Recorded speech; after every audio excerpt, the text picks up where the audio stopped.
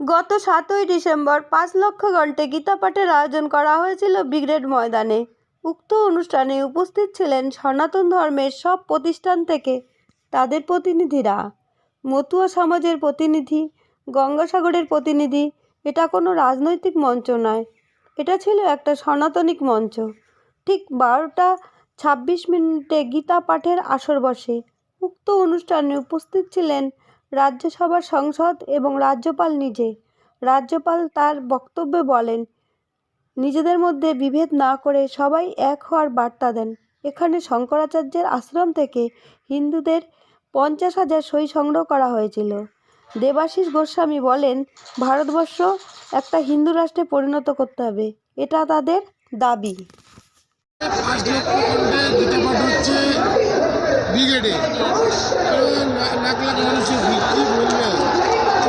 না, এই ভিড় তো স্বতঃস্ফূর্ত ভিড়, এটা কোনো রাজনৈতিক বিষয় নয়, কিন্তু কোনো কোনো রাজনৈতিক দল এটাকে রাজনীতির রং রাঙিয়ে দেওয়ার চেষ্টা করছে।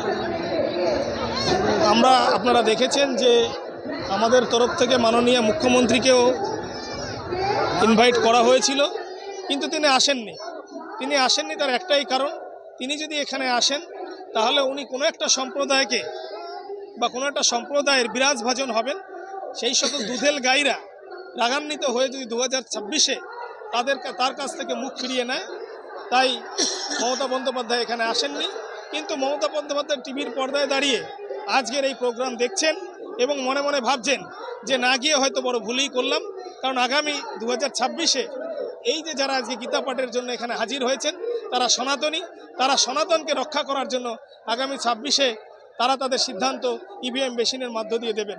তাই আমরা যারা সনাতনের মঞ্চের পক্ষ থেকে প্রোগ্রামের অনুষ্ঠানের আয়োজন করেছে এই লক্ষ্যকণ্ঠে গীতা পাঠ, তাই আমরা আশা করি আজকে যে 5 লক্ষ কণ্ঠের গীতা পাঠের প্রোগ্রাম আমরা নিয়েছিলাম সেটা অলমোস্ট সার্থক হয়েছে। কারণ আমরা আশা করছি যে জনসংখ্যা এখানে হাজির হয়েছেন, যে সকল শরণার্থীরা এখানে হাজির হয়েছেন তারা 5 লক্ষের কাছাকাছি পৌঁছে গেছে। সুরঞ্জন মজুমদার, আইনজীবী, ব্যারাকপুর। 7ই ডিসেম্বর ব্রিগেডে 5 লক্ষ ঘন্টে গীতা পাঠ চলছে। আপনি দেখছি সকালে এসেছিলেন, গান করলেন, কি বলবেন মানুষের? এই যে মানুষের আবেগ, এটা কিন্তু বাইরে থেকে আসে না, এটা ভেতরকার আবেগ। আজকে সকাল থেকে দেখছেন এখানে প্রস্তুতির পর্ব অনেকদিন আগে থেকে শুরু হয়ে গেছে। কার্যালয় যেটা রবীন্দ্র সদনে ছিল সেটা এখানে অনেকদিন আগে স্থানান্তরিত হয়েছে, এবং এখানে আমাদের যারা সনাতন ধর্মের ভাই বোনেরা আছেন তারা অনেকদিন আগে থেকে এখানে যাতায়াত করছেন। একটা আবেগ, এটা কাউকে বলতে হচ্ছে না। সকালবেলা ঘুম থেকে উঠে চলে আসছে, থাকছে সারাদিন এখানেই প্রসাদ গ্রহণ করছে, আবার রাত্রিবেলা বাড়ি যাচ্ছে, বোনেরা ভাইয়েরা থেকে যাচ্ছে। পশ্চিমবঙ্গের ভাই এখন গানও করেছিলেন, তাকেও তো নিমন্ত্রণ করা হয়েছিল, কিন্তু উনি আসেননি কেন? যারা ভয় পেয়েছে, লোক এই যে হবে, যে লোক হবে না, এই যে লোক হয়েছে এটা দেখতে ভয় পেয়েছে, তারাই আসেনি। যারা ধর্মকে ভয় পায়, সনাতন ধর্মকে ভয় পায়, তাদের তো এখানে আসার কথা নয়। যারা সনাতন ধর্মকে ভালোবাসেন তারা নিশ্চয়ই এসছেন, সবাই এসছেন এখানে। যারা আসতে পারেননি শারীরিক কারণে, তারা বাড়িতে ইলেকট্রনিক্স মিডিয়ার মাধ্যমে দর্শন করছেন, শ্রবণ করছেন। আমার নাম মৌমিতা সরকার গাঙ্গুলি। দাদা, আজকে 7ই ডিসেম্বর ব্রিগেডের মধ্যে আজকে 5 লক্ষ ঘন্টে গীতা পাঠ হচ্ছে, প্রচুর মানুষের ঢল, কি বলবে? যে ধর্মটা বিগত 5,500 বছর ধরে যেই গীতা, ভাগবত গীতা, যারা কিনা একে রাজনৈতিক রং মাখাচ্ছে তাদেরকে বলছি আসুন, এখানে কোনো দল মত কোনো কিছু নেই, সবাই হিন্দুরা আজকে সনাতনীরা এক জায়গায় এসেছে। কেন? তারা জানে হিন্দু ধর্ম বিপন্ন পশ্চিমবঙ্গে, তাই স্বাভাবিক কারণে আজকে সবাই চেষ্টা করছে যে একটা ছাতার তলায় আসতে হবে। কেন? হিন্দু ধর্ম দীর্ঘদিন ধরে বয়ে আসছে, এটা এই গীতা, ভগবত গীতা কারোকে সবাইকে একটা শিক্ষা পথ চলার দেয়, একটা পথ চলতে শেখায় ভগবদ্গীতায়, যার জন্যই আজকে এত লোকের সমাগম। আজকে নানান রকম ধর্ম এবং নানা রকম আশ্রমের মহারাজরা এসছেন, প্রতিনিধিরা এসছেন, তাদের উদ্দেশ্যে কি বার্তা দেবেন? আমরা চেষ্টা করেছিলাম, কেননা এটা অনেকেই আসতে পারিনি আজকে, অনেক বিষয় অনেকগুলো কারণ এখানে এসে হয়েছে, যার জন্য পশ্চিমবঙ্গকে অনেকেই ভয় পায়। অন্য রাজ্য থেকেও কিন্তু এখানে আসার জন্য তারা আগ্রহ প্রকাশ করেছিল, কিন্তু যেভাবে পশ্চিমবঙ্গে দৈনন্দিন নানান ধরনের কার্যকলাপ হয়ে থাকে যেগুলো রাজ্যের পক্ষে ভালো নয়, শুভকর নয়, সেই জন্যই অনেক সত্যরা আসার জন্য আগ্রহ প্রকাশ করেও তারা আসতে পারেনি। আমাদের পশ্চিমবঙ্গের সিএমকেও তো নিমন্ত্রিত করা হয়েছিল, উনি আসেনি, কি বলবেন? দেখুন, আজকে যারা নিমন্ত্রিত করেছিল তারা তাদের উদ্দেশ্য ছিল সবাইকে এখানে এক জায়গায় আনার জন্য। সেখানে যার রাজ্যে বা যিনি দায়িত্বে আছেন তাকে তো অবশ্যই নিমন্ত্রণ করা উচিত ছিল। আমরা শুনতে পেলাম উনি নাকি তার কোনো রিপ্লাই দেয়নি, যে মেল পাঠিয়েছে সেই মেলের কোনো উত্তর উনি দেননি। আমরা আশা প্রকাশ ছিলাম যে উনি কিছু বলবেন এই ব্যাপারে, কেননা উনি তো রেড রোডে নামাজ পড়ার সময় যান। হ্যাঁ, কেন এই আজকে হিন্দুত্বের এখানে আসলো না, আমার এটাই খুব খারাপ লাগছে। আমার নাম লক্ষণ সেন, আমি দমদমে থাকি, সনাতনী হিন্দু একজন। দাদা, আজকে ব্রিগেডে 5 লক্ষ কণ্ঠে গীতা পাঠ হচ্ছে, 5 লক্ষেরও অধিক লোক হয়ে গেছে, কি বলবেন এত মানুষের সমাগম? না, এটাই তো হিন্দু ধর্মের আকর্ষণ, এটাই তো গীতার আকর্ষণ। গীতা হচ্ছে এমনই একটা সারা বিশ্বের শ্রেষ্ঠ একটা বই, যার মধ্যে গীতার জ্ঞান দেওয়া রয়েছে, এবং এর থেকে মানব সংসারে সমস্ত বলা কওয়া, নির্দেশ, আদেশ সমস্ত কিছু রয়েছে এর মধ্যে। পশ্চিমবঙ্গে আজকে সনাতনীদের যে অবস্থা, তা তো খুব একটা শোচনীয় অবস্থা, কি বলবেন? না, ঠিকই আছে, এটা মাঝে মাঝে হয়, এটা পরীক্ষা, এবং এই পরীক্ষায় আমরা সহনশীল সহিষ্ণু হিন্দু মানুষরা তারা এটা থেকে বেরিয়ে আসবে, এবং যে অরাজক একটা মাৎসন্যায় পরিস্থিতি বাংলার বুকে চলছে সেখান থেকে আমরা নিশ্চিতভাবে উত্তীর্ণ হতে পারব। 7ই ডিসেম্বর ব্রিগেডের লক্ষ্য কণ্ঠে গীতা পাঠ হচ্ছে, প্রচুর মানুষের ঢল নেমেছে, কি বলবেন? কি বলবো, মানে আমরা প্রত্যেকেই গীতা ঘরে ঘরে পড়ে থাকি। আমরা নিত্যানন্দ প্রভুর বংশজ, 14তম বংশধর, এবং এই আমাদের নিত্যানন্দ বাড়ি যেটা কুঞ্জবাটি খর্দায়, সেজন্যই কিন্তু শ্যামসুন্দর মন্দির প্রতিষ্ঠিত হয়েছে। সেই কারণে আমরা এই যে গীতা ঘরে ঘরে বসছি, পড়ছি, একা পড়ে যত না আনন্দ, এই লক্ষ লোকের মধ্যে দেখুন একটা আলাদাই ভাইব্রেশন উঠে আসে, এবং বাকি লোকেরা যারা টিভিতে দেখছে তারাও তো উদ্বুদ্ধ হচ্ছে যে ঘরে ঘরে যাতে আমরাও গীতা পড়তে পারি, গীতার শিক্ষা নিতে পারি। এটা বলা হয়, যত্র যজ্ঞেশ্বর কৃষ্ণ যত্র পার্থ ধনুর্ধরা তত্র শ্রী বিজয়ের ভূতি ধ্রুব নীতির মতির মম।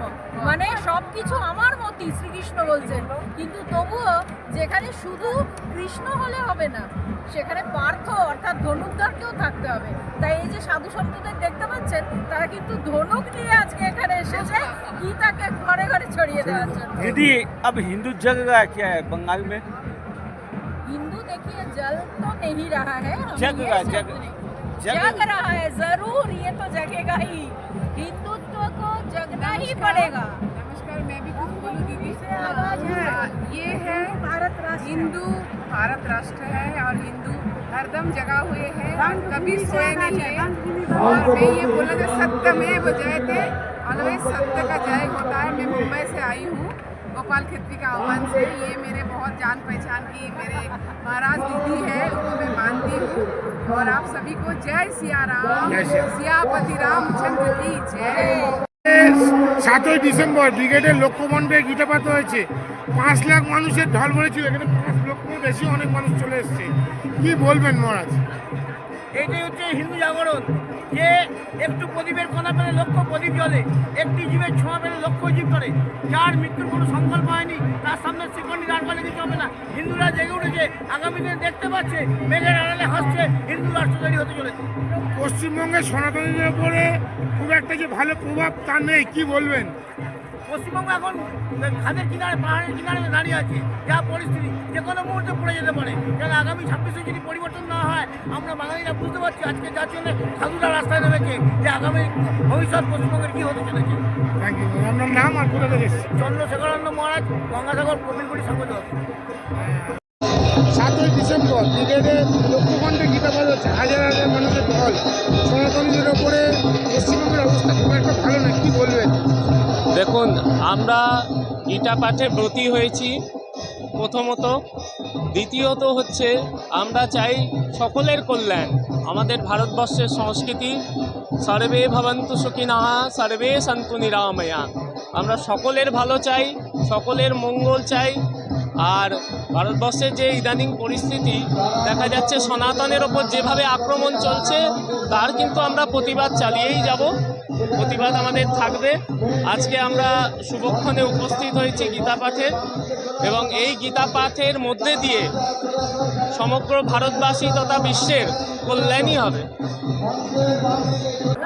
দাদা, আজকে যে 5 লক্ষ ঘন্টা পশ্চিমবাংলা বিভাজনের শিকার হয়েছে হিন্দু মুসলমানের। হিন্দু সমাজ সংগঠিত ছিল না, তাই বিভাজনের বলি হচ্ছে।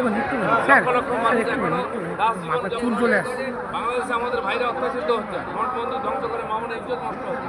পশ্চিমবাংলায় সেই ঘটনা না হোক, সেই জন্য এখানে হিন্দু জাগরণের দায়িত্ব নিতেন সংগঠন।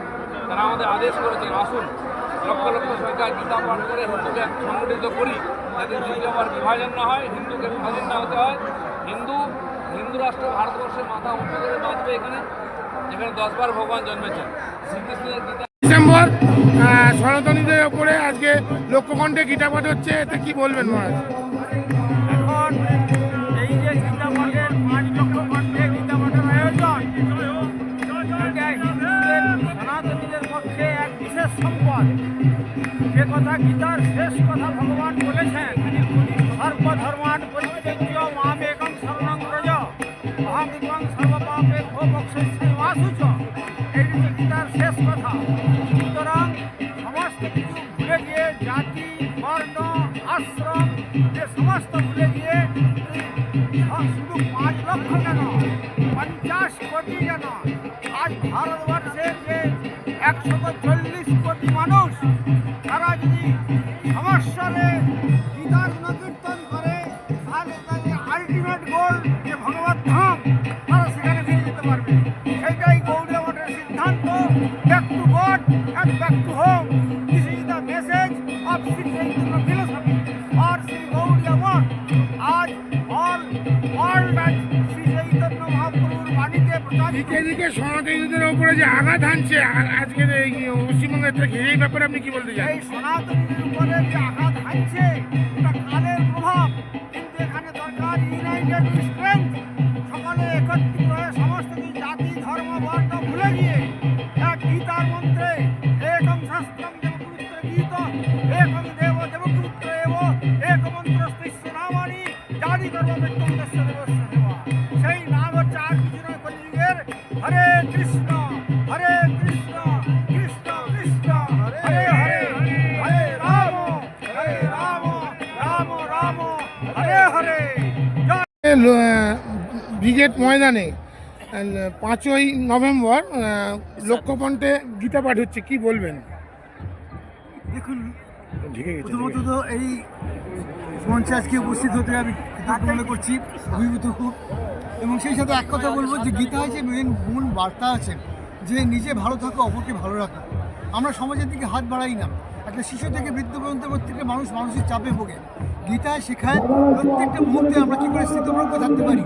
আমাদের প্রত্যেককে দায়িত্ব নিতে হবে, সমাজের দিকে হাত বাড়াতে হবে। এটাই গীতার মূল মন্ত্র। তো আমি সকলকে এই আহ্বান করতে চাই যে গীতা তো পাঠ করবো, কিন্তু গীতার মূল মন্ত্রটা আমাদের শেখা উচিত। এবং নিজে ভালো থাকবো, অপরকে ভালো রাখবো। যার জন্য প্রতিবেশী যদি ভালো না থাকে, সমাজ যদি ভালো না থাকে, আমি ভালো থাকতে পারি না, আপনি ভালো থাকতে পারেন না। যার জন্য শান্তি মন্ত্র 3বার বলা হয়, শান্তি শান্তি শান্তি। শরীরের শান্তি, মনের শান্তি, পরিবেশের শান্তি। একটা বিঘ্নিত হলে আমরা শান্তিতে থাকতে পারি না।